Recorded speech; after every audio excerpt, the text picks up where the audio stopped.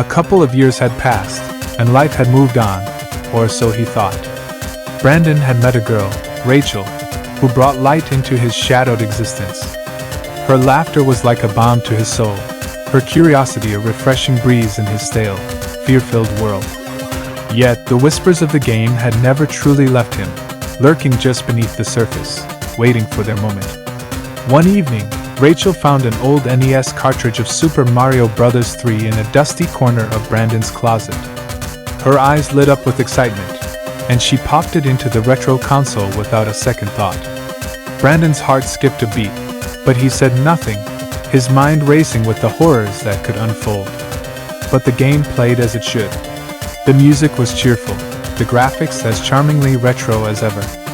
Rachel played for hours, her giggles filling the room, her eyes sparkling with the joy of discovery.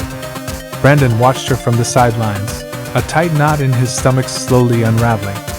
Perhaps the demonic Mario was a figment of his traumatized imagination, a manifestation of his guilt over Mike's death.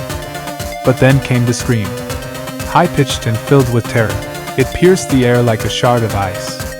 Rachel lay on the floor, the controller still clutched in her lifeless hand, the TV screen flickering with the image of the Mushroom Kingdom. Brandon's heart plummeted, his worst fears realized. The game had found a new player, and it wasn't going to let go without a fight.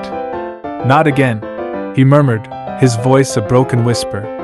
He knew he had to save Rachel, to prevent the game from claiming another victim. He picked up the controller, his hands shaking as he started the game from the beginning. This time, though, it felt different. The music was peaceful, the colors vibrant, and there were no signs of the corrupted code that had haunted him before. He played through the levels, his eyes darting to Rachel's unmoving form every few moments. Each victory brought him closer to the castle, hope blossoming in his chest like a flower in springtime. But when he reached Bowser's lair and defeated the king of the Koopa, the screen didn't fade to credits. Instead, it warped, the colors swirling into a new, horrifying landscape. The world of Mario's exile unfolded before him, a place that looked like a twisted reflection of his own nightmares. The once friendly faces of the Mushroom Kingdom were now grotesque, their cries for help replaced by taunts and laughter that chilled him to the bone. This was a game within a game, a prison for lost souls, and Rachel was trapped in its digital hell. With a steely resolve, Brandon set out to conquer the 6 hellish levels of this new realm. Each stage was a testament to fear and despair, a gauntlet that pushed him to his limits.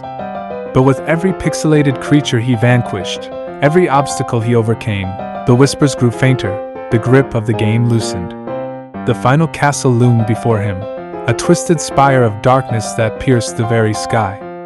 He knew that inside, his girlfriend waited for him, her soul bound by the demonic force he had unwittingly released into their world. The stakes were higher than ever, and failure was not an option. The music grew louder, the screen flickering with each step he took. The digital world felt more real than ever, the weight of his mission crushing him like an unseen force. He had to save Rachel, to free her from the game's malevolent clutches before it was too late. The castle walls pulsed with malevolent energy, the very air thick with the stench of corrupted code. Brandon took a deep breath and stepped through the gates, ready to face the horrors that awaited him within. The game had started as a simple escape from reality, but now it had become his reality, a prison that could only be unlocked by his own hand. He ventured deeper, the game's world morphing around him, each room a puzzle that tested his sanity. The whispers grew louder, the game's power feeding on his fear and doubt. But Brandon pushed forward, driven by his love for Rachel and his need for vengeance. The castle walls closed in, the air thick with the digital stench of corruption. The final chamber lay before him, a chamber of horrors that made his stomach lurch. On pikes, a gruesome display of heads impaled, taunting him with the faces of those the game had claimed. His eyes fell upon Mike's lifeless gaze, forever frozen in terror. The room spun, and he had to clench his fists to keep from falling to his knees. Rage boiled within him, a fiery resolve that drowned out his fear. In the center of the room, a cage suspended from the ceiling held Rachel captive. Her eyes widened with hope when she saw him, her voice barely a whisper. "Brandon, is that you?" "I'm here," he said, his voice hoarse with emotion. "I'll get you out." The demonic Mario lounged on a throne made of twisted circuit boards, his once friendly visage now a grotesque mockery of its former self. So eager to save your little damsel," he cackled. "But you're forgetting this is my world now." Brandon's eyes never left Rachel as he stepped into the room, his hand tight on the plunger of a bomb he had picked up along the way. "You really think it's going to be that easy?" Mario jeered. With a fierce roar, Brandon hurled the explosive at the creature. The bomb struck the throne, the explosion lighting up the room in a blinding flash of white. The digital demon roared, but when the dust settled, it remained unscathed, its laughter echoing through the chamber. "You fool!" Mario sneered, rising to his feet. "You can't harm me here. But I'll give you one chance to save her. Beat me, one final time, and I'll release her soul."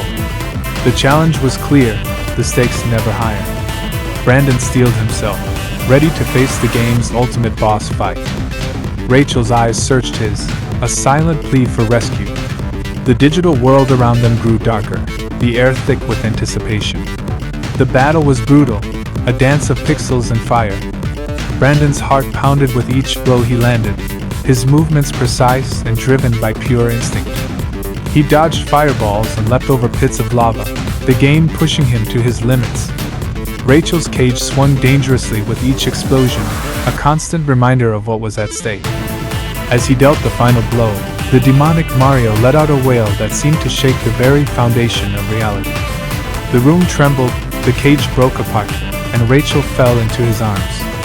The game world around them began to disintegrate, the colors fading to a cold, digital void. They clung to each other, tears mixing with the digital ash that rained down from the collapsing ceiling. Rachel was free, but the game was far from over. The whispers grew louder, the power of the cartridge surging as it sought new prey.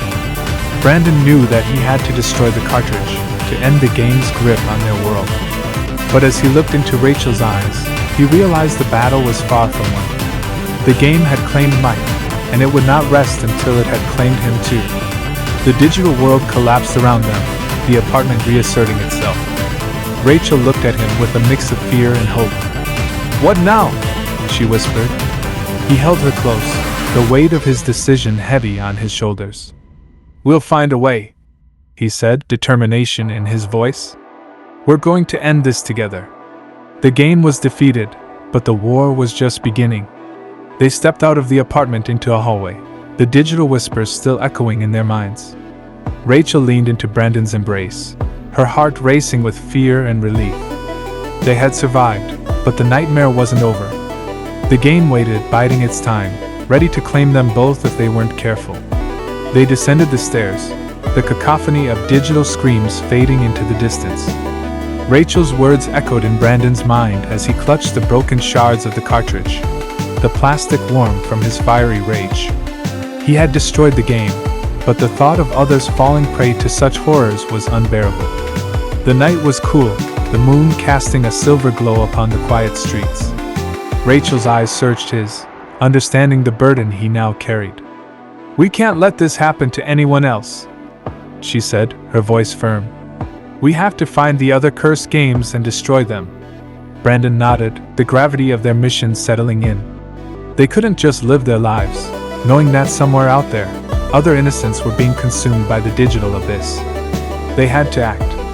They started researching, digging through forgotten forums and obscure websites that spoke of games with similar dark reputations. Rachel's empathy grew into a fierce resolve as they pieced together the scattered reports of missing gamers and bizarre occurrences tied to certain cartridges. The more they learned, the more they realized that they were not the only ones who had encountered the game's dark secrets. Armed with this newfound knowledge, they embarked on a quest to rid the world of the cursed games. Garage sales, flea markets, and dusty old game stores became their battlegrounds. They searched tirelessly, their eyes peeled for any sign of the telltale corruption, the slightly off-colored label, the eerie stillness of the game left untouched for too long. Each cartridge they found, they destroyed with a sense of grim satisfaction, the digital whispers silenced with a crackle and a hiss of electrical death. But with every victory, The whispers grew stronger, more insistent, as if the game itself was aware of their crusade. Brandon could feel it, a shadowy presence that watched and waited, biding its time. One fateful evening, they stumbled upon a hidden store, its neon sign flickering ominously in the alley. The air was thick with the scent of decaying electronics, and the shelves groaned under the weight of forgotten games. Rachel's eyes widened as she spotted a row of unmarked cartridges, their surfaces pulsating with an unsettling glow. "Jackpot," she murmured, a mix of excitement and fear in her voice. Brandon felt his heart quicken, his hand tightening around the hammer in his pocket. They had found the source, the breeding ground for these digital abominations. It was time to strike a blow that would resonate through the game world itself. The store owner, a hunched figure with a crazed glint in his eye, watched them from the shadows. "You're not like the others," he croaked, his voice a digitized rasp. "You see the truth." They didn't wait for an explanation, their mission clear. They grabbed the cursed cartridges, their hearts racing as they smashed each one into oblivion. The room grew cold, the whispers grew louder, and the air grew thick with the stench of burning plastic and malevolent energy. As the last cartridge shattered, the world around them warped and contorted. The walls buckled, and the floor gave way to a bottomless pit of swirling pixels. Rachel clung to Brandon, her eyes wide with terror, but he remained steadfast. "We're not done yet," he said, his voice strong and determined. "We'll end this." Together, they stepped into the digital abyss, ready to face the game's ultimate form and free the trapped souls within. The whispers grew into a deafening roar, the colors of the game world swirling around them like a maelstrom. The battle was on, and there would be no turning back. Their journey had only just begun, a quest to conquer the darkness that lurked within the pixels of their childhood memories. The fate of the trapped souls rested on their shoulders, a burden they bore with grim determination. They would fight the game, destroy its hold on the real world, and ensure that no one else would suffer the fate of Mike and the others.